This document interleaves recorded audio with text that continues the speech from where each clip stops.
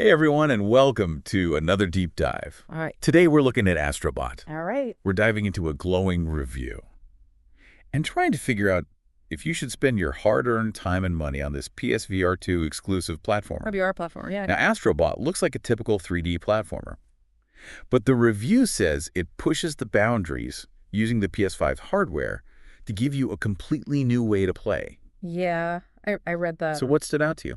Well, the reviewer seems really blown away by the haptic feedback Okay. and the adaptive triggers. They weren't just gimmicks, Right. they really add to the immersion, but they also it actually changes how you play the game. Oh, really?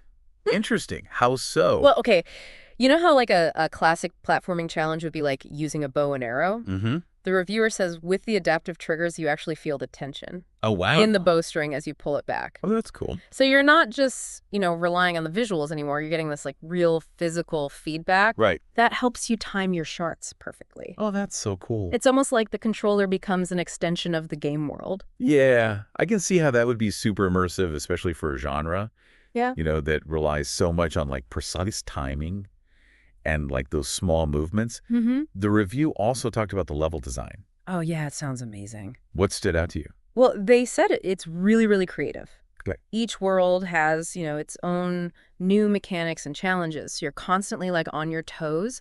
Like they gave this example in one level, you might be using the DualSense to like blow wind to guide Astro through obstacles. And then the next, you're using motion controls to pilot a little spaceship. Ah, It just sounds like there's just like this constant sense of discovery. Plus, they've hidden all these collectibles that reference classic PlayStation games, ooh, which I love that stuff. me too. Me too. That's awesome. So they really nailed that balance of, appealing to those PlayStation fans Yeah. that have been there from the start, but also bringing in these new and exciting elements. Mhm. And then we have to talk about the visuals. Oh, yeah. The review was gushing They're stunning. about how gorgeous this game is. Gorgeous, yeah. What did they say? So it's like Pixar level of polish, Okay. but it's designed for VR. To be in there. They use words like vibrant and charming, and they emphasized how much personality they packed into each environment, each character. It's not just cute. It's very, very detailed and well done. It really sounds like a visual feast. It does. What about the sound design? So that's something that in a lot of games kind of fades into the background. Right. But the review highlighted how satisfying the sound effects are. Like the crunch when you land a jump, or the desorizing of Astro's laser. Nice. Like those little details really make it feel like you're in the world. I agree. For me, good sound design is one of those things you don't always notice. But it can really make or break the experience for me. For sure, for sure. Okay, so the review wasn't all sunshine and rainbows. Yeah. There are a couple of concerns, one of them being the game's length. Right. What did they say? So they said that a dedicated player could probably beat the campaign in under 10 hours. Oh, Now, that doesn't mean it's bad. Sometimes, a shorter experience can be really satisfying. right. But if you're the type of person that likes to just sink, dozens and dozens of hours into a game, Yeah. it might not be for you. Okay, that makes sense. And the other concern was the repetition. Yeah, some of the post-game challenges can get a little repetitive, specifically like the time trials Okay. and the bonus objectives. So that's something to keep in mind. So it really comes down to what are you looking for in a game? Exactly, exactly. Now, the review didn't talk too much about the story. Did they mention it? Yeah, they said it's very light. Okay.